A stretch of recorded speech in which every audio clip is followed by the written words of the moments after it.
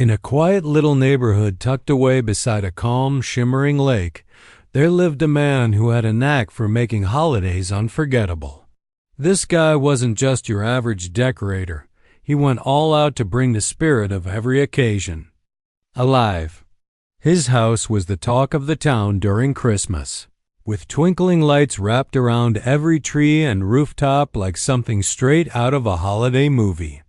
Come Halloween, his front yard transformed into a spooky wonderland, complete with fog machines and life-size skeletons that made kids both scream and giggle. But it was the 4th of July where he really shone. This year, though, he decided to take things up a notch. Instead of just hanging flags from his porch or planting them in his garden like he usually did, he came up with an idea so bold it would make heads turn, or at least that's what he hoped. He rented a small floating dock, one of those you see bobbing gently on lakes, and anchored it right at the edge of his property where the water met the land.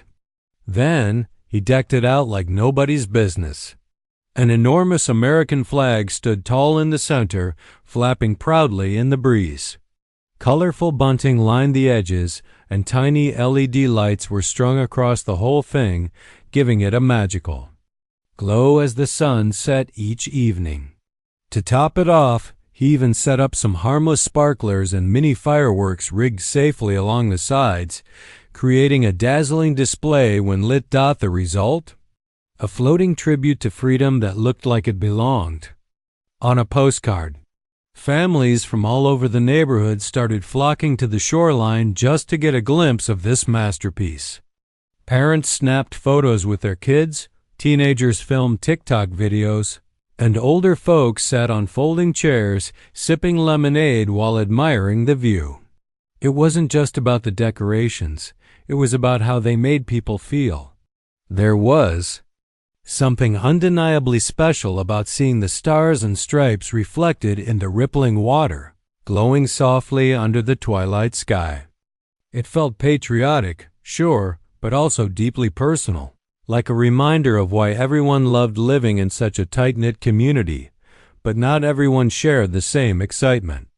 In fact, a few people weren't thrilled at all. You know how it is folks are quick to find fault when someone stands out too much. And leading the charge against this festive display was a woman who prided herself on keeping everything neat, orderly, and by the book. She believed rules existed for a reason, and if anyone dared to step outside those lines, well, that was practically a crime in her book. So when she saw the floating dock with its larger-than-life flag, her first thought wasn't, wow, that's amazing. It was more along the lines of, who gave him permission to do that? She quickly rallied a couple of like-minded neighbors who agreed that maybe this setup was a bit much. They whispered among themselves about how it might violate the homeowners Association, HOA, guidelines rules put in place to keep properties looking uniform and prevent anything that could be considered disruptive. Never mind that it was Independence Day, a time meant for celebration and pride.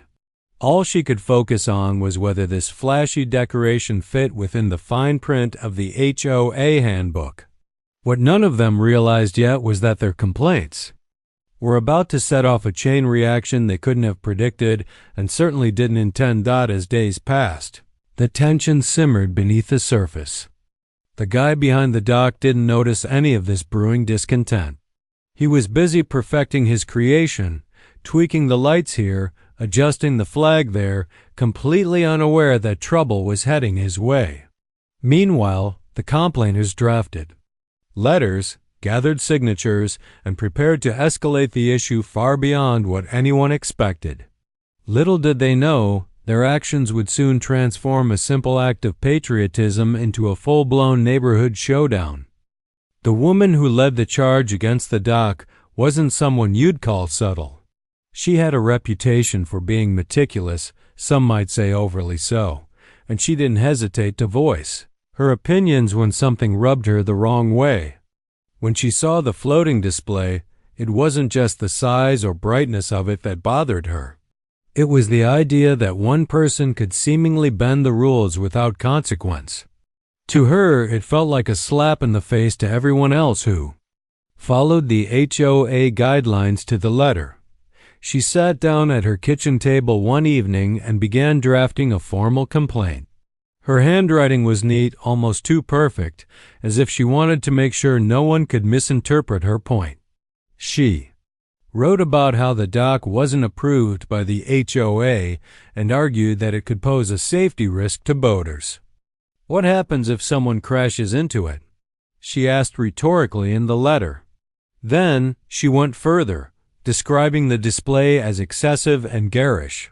She even accused the man of trying to overshadow other residents' modest holiday decorations, as if his goal was to prove he was better than everyone else. To strengthen her case, she knocked on a few doors around the neighborhood, asking neighbors to sign their names in support of her complaint. Not everyone agreed. Some rolled their eyes or politely declined, but she managed to get 2 signatures. Armed with her letter and those names, she submitted the complaint to the HOA board, confident they'd take swift action. After all, rules were rules, and she believed enforcing them was the only way to maintain order in the community. Meanwhile, the man behind the dock had no clue what was coming his way.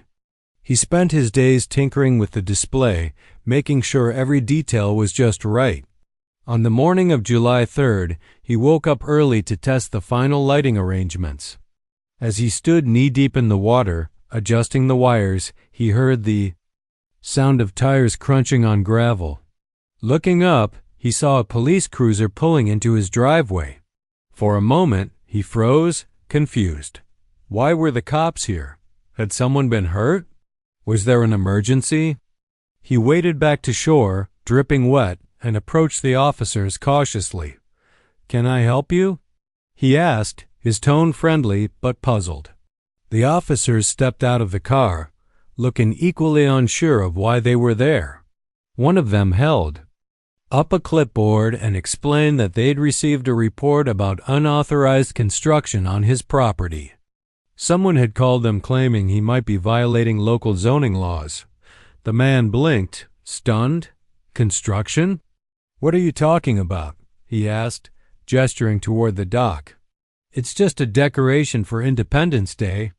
Look, it's got lights, a flag. It's supposed to be fun." The officers exchanged glances, clearly caught off guard by the explanation. Still, they insisted they needed to investigate further. They asked him questions about the dock. Did he have a permit? How long had it been there? Was it anchored securely? Each question felt more absurd than the last, and the man struggled to keep a straight face. All he could think was, asterisk, this has to be some kind of misunderstanding. Asterisk words spread quickly through the neighborhood. Neighbors peeked out of windows or wandered outside to see what was going on. Some recognized the cop's car and immediately connected the dots. Within minutes, a small crowd had gathered near the man's house. People whispered among themselves, speculating about what had happened. A few kids ran up to get a closer look at the floating display, completely oblivious to the tension in the air. One older neighbor leaned over to another and muttered, "I bet this has something to do with that letter." As the situation unfolded, emotions began to run high. Some people sided with the man, shaking their heads in disbelief at the absurdity of the situation. "It's just a flag," one woman said loudly enough for others to hear. "How can anyone have a problem with that?"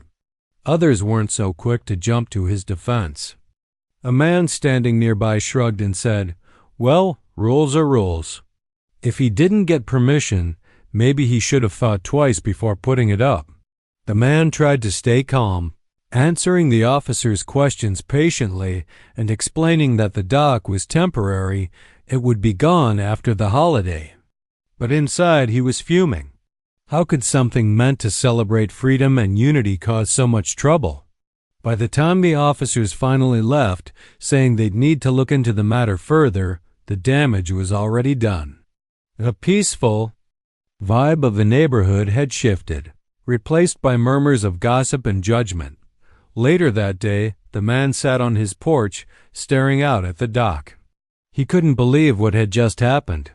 All he'd wanted to do was create something beautiful, something that would bring people together. Instead, it felt like he'd opened Pandora's box. He sighed and leaned back in his chair, wondering how things had gotten so complicated.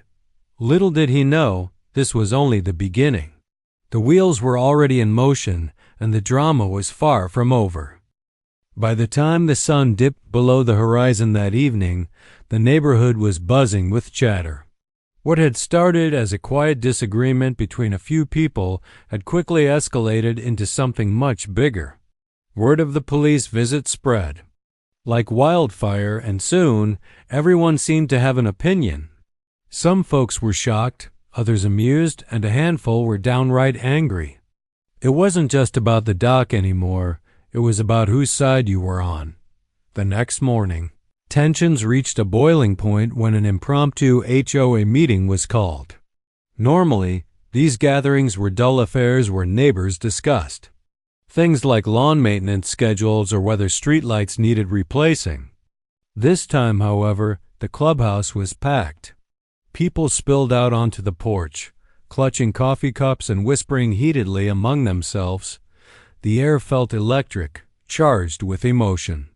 For many residents, this wasn't just a neighborhood. Disputed was personal. At the center of it all was the woman who had filed the complaint.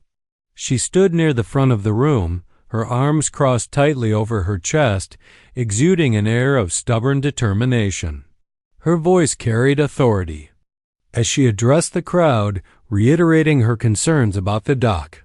"This isn't about patriotism," she insisted, though her tone suggested otherwise.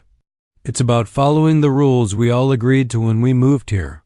If one person gets away with breaking them, what's to stop everyone else from doing the same?" Her words struck a chord with some attendees, particularly those who valued order above all else. A few nodded in agreement, while others clapped politely. But not everyone shared her perspective. As she spoke, murmurs of dissent rippled through the room. One man raised his hand and said, "With all due respect, it's the 4th of July. Isn't this exactly the kind of thing we should be celebrating? Freedom, creativity, community spirit?" His comment drew applause from several corners of the room. Encouraged by the support, another neighbor chimed in. "I don't see how a floating flag hurts anyone. In fact, my kids love it. They've been talking about it nonstop since it went up." Others joined in, sharing stories of how the display had brought joy to their families. Someone even joked that it was the most exciting thing to happen in the neighborhood since the annual bake sale. But the woman wasn't backing down. She countered each argument with unwavering conviction. When someone mentioned the positive impact on the community, she shot back, "That doesn't change the fact that it's unauthorized. Rules exist for a reason, to protect property values and ensure safety." Her sharp retorts only fueled the growing divide. Those who supported the dock saw her stance as rigid and unnecessary, while her allies viewed the critics as reckless rule breakers. Amid the chaos, the man at the heart of the controversy remained unusually quiet. He sat toward the back of the room, listening intently as voices rose and tempers flared.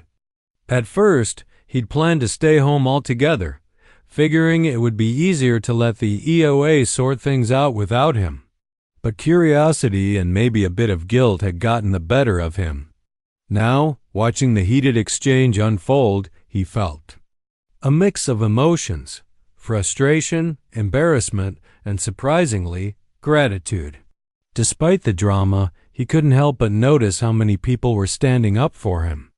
Strangers he barely knew were defending his actions, insisting that his intentions were good. When the moderator finally called on him to speak, he hesitated for a moment before stepping forward. Clearing his throat, he began, "Look, I never meant for any of this to blow up like it has. I put up the dock because I wanted to celebrate Independence Day in a way that felt meaningful, not just for me, but for everyone. I thought it might bring us closer together, remind us why we're proud to live here." His voice cracked slightly, and he paused, glancing around the room. Faces softened as they met his gaze. "If I broke a rule, I'm sorry. That wasn't my intention. But can we really say that a little flag floating on the water is worth tearing our community apart?" The room fell silent. For a moment, it seemed like his words might bridge the gap between the two sides.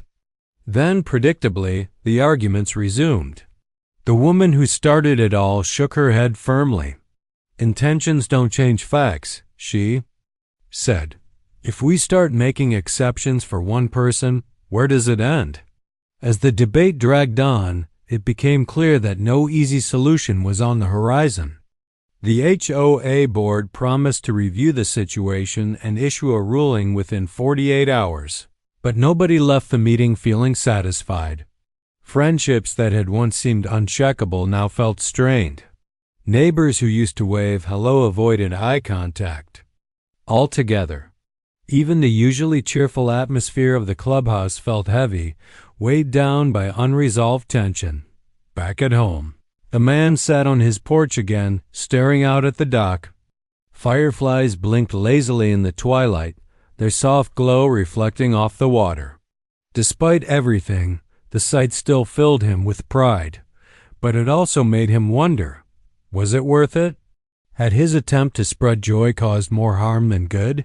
He didn't have an answer, not yet, anyway.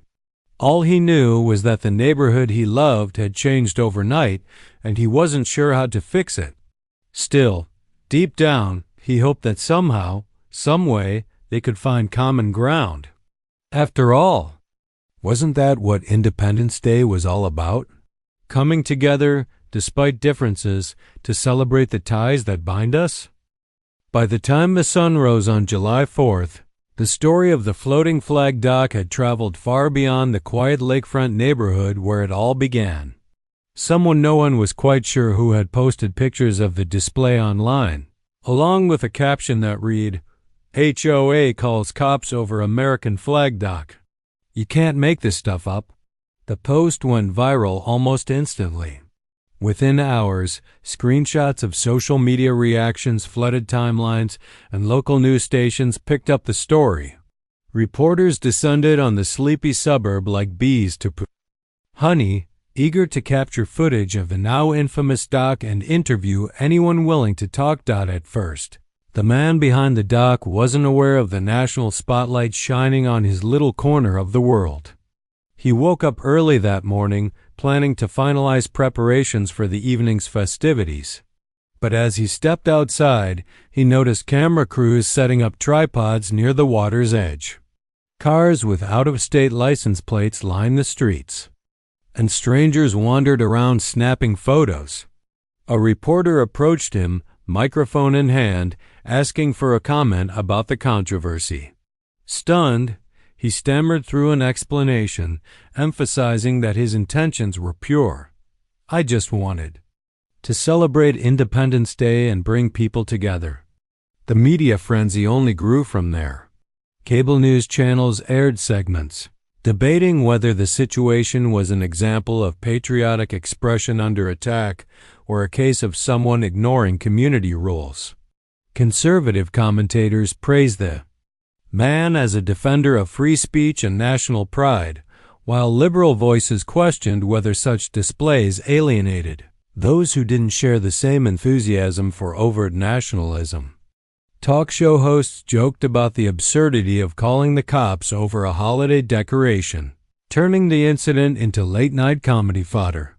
Even politicians weighed in, using the story to push their own agendas. One tweeted, "This is what happens when bureaucracy trumps common sense," while another argued, "We need to respect everyone's views, not force our beliefs onto others." As the day wore on, the phone in the man's house rang nonstop. Friends called to check if he was okay. Neighbors stopped by to offer support or criticism, and complete strangers phoned in to share their thoughts. Some sent donations to help, covered potential fines, while others mailed heartfelt letters thanking him for standing up for freedom. Of course, not all the attention was positive. A few angry callers accused him of seeking attention or exploiting the situation for personal gain. One particularly nasty voicemail called him a selfish troublemaker who ruined the neighborhood. Despite the chaos, the man tried to stay grounded.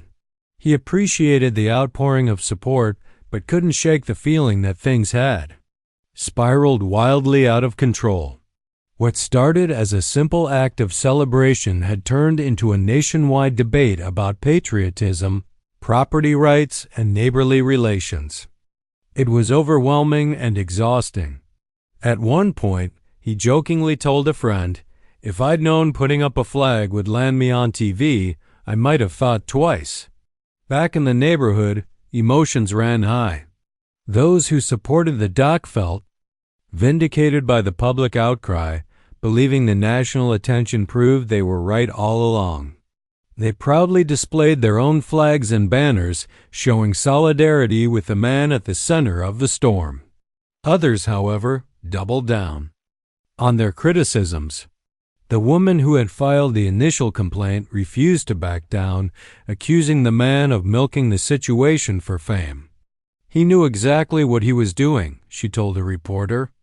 "This isn't about patriotism, it's about ego." The tension spilled over into everyday interactions. Neighbors who had once been friendly now exchanged terse nods or avoided each other altogether. Kids whispered about whose side their parents were on, while adults debated the issue at grocery stores and coffee shops. Even the HOA board found themselves caught in the crossfire.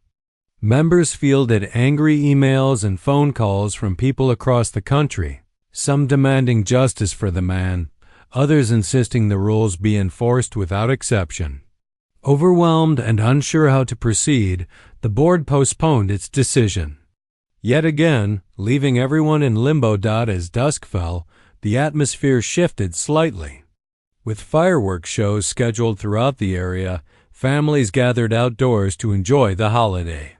In the disputed neighborhood, groups of residents clustered on lawns and porches, chatting quietly as bursts of color lit up the sky. For a brief moment, the drama seemed to fade into the background, replaced by the shared experience of watching the night come alive with light and sound, but the underlying tension remained.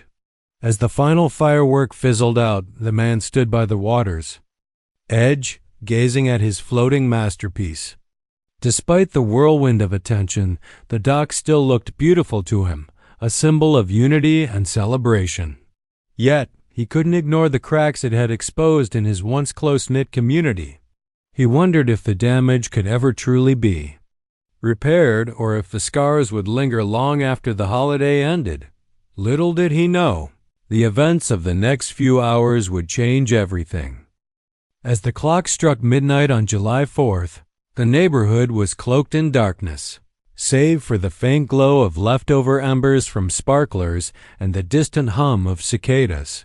The man who had built the floating flag dock lay awake in bed, staring at the ceiling. His mind was racing with thoughts about the day's events, the cameras, the reporters, the endless phone calls, and the palpable divide among his neighbors. He replayed conversations in his head, wondering if there was something he could have said or done differently to prevent the situation from spiraling out of control. But no matter how hard he tried, he couldn't shake the feeling that the damage had already been done. Finally, after hours of tossing and turning, he made a decision. Quietly slipping out of bed, he grabbed a flashlight and headed outside. The cool night air brushed against his face as he walked down to the water's edge. For a moment, he stood still, taking in the sight of the dock one last time. It wasn't just wood and lights, it represented weeks of effort, creativity, and hope. Yet, as much as it pained him, he knew what he had to do. With a deep breath, he began dismantling the display piece by piece. By sunrise, the dock was gone, replaced by a simple wooden sign that read, "Happy Independence Day, let's celebrate." together. When the first rays of sunlight peeked over the horizon, curious neighbors started trickling out of their homes to see what had happened. At first, they were confused. Where was the vibrant, glowing tribute to freedom that had become the talk of the town? Then they noticed the sign, and its message hit them like a gentle breeze. Something about those 6 words softened even the hardest hearts. Without saying a word, the man had acknowledged the concerns of his critics while reminding everyone of the true spirit of the holiday. Unity. Word spread quickly, and soon people began gathering near the shoreline. Some brought lawn chairs, others carried plates of food, and before long, an impromptu block party sprang to life. Kids ran around laughing, dogs wagged their tails, and adults exchanged smiles instead of arguments. Music played softly in the background, blending with the sound of waves lapping against the shore. It was as if the entire neighborhood had collectively decided to let go of the bitterness that had consumed them for days. Even the woman who had filed the complaint found herself drawn to the scene. She hesitated at first, unsure whether she'd be welcomed. But when she saw the man standing beside the sign, chatting casually with other neighbors, she mustered the courage to approach him. Their conversation was brief but meaningful. "I didn't mean for any of this to happen," she admitted quietly, her tone softer than usual. I thought I was doing the right thing." He nodded, understanding her perspective better than she expected. "I get it," he replied. "And maybe I should have checked the rules first, but hey, we're here now. Let's just enjoy the day, okay?" Her lips curved into a small smile, and for the first time in weeks, the tension between them eased. Though neither of them said it aloud, both knew this was a step toward healing, not just for themselves, but for the community as a whole. The HOA board met later that afternoon, though the meeting felt more like a formality than anything else. With the dock removed and the neighborhood coming together again, there wasn't much left to argue about. They agreed to revise some of the guidelines to allow more creative freedom during holidays, ensuring future disputes could be avoided. While not everyone was thrilled with the changes, most recognized that compromise was necessary to keep the peace. As the national media circus packed up and moved on to the next big story, life in the lakeside suburbs slowly returned to normal, or at least as close to normal as it could be after such an event. The man became something of a local legend, not because of the dock itself, but because of the way he handled the aftermath. People admired his humility and willingness to prioritize harmony over pride. Strangers continued sending letters and messages of support, many sharing stories of how his actions inspired them to reflect on their own communities and relationships. For the man, the experience was both humbling and enlightening. He realized that sometimes the best way to celebrate freedom is by choosing peace over being right. The attention faded, but the lesson stayed with him and with the neighborhood. Families began hosting joint barbecues, kids organized friendly competitions, and even the annual HOA meetings felt less tense. The rift hadn't disappeared completely, but it had healed enough for people to start rebuilding trust. On the following 4th of July, the man kept things low-key. Instead of another elaborate display, he simply hung a flag from his porch and invited neighbors over for a cookout. To his surprise, nearly everyone showed up. As fireworks painted the sky above the lake, he looked around at the smiling faces surrounding him and felt a profound sense of gratitude. The past year had tested them all, but it had also reminded them of what truly mattered: connection, compassion, and the shared joy of celebrating life together. In the end, the floating flag dock may have been temporary, but its impact was lasting. It sparked difficult conversations, exposed cracks in the foundation of the community, and ultimately brought people closer together. And while the man never intended to become the center of a nationwide debate, he emerged wiser and more appreciative of the power of compromise and the enduring spirit of patriotism that transcends flags, rules, and disagreements.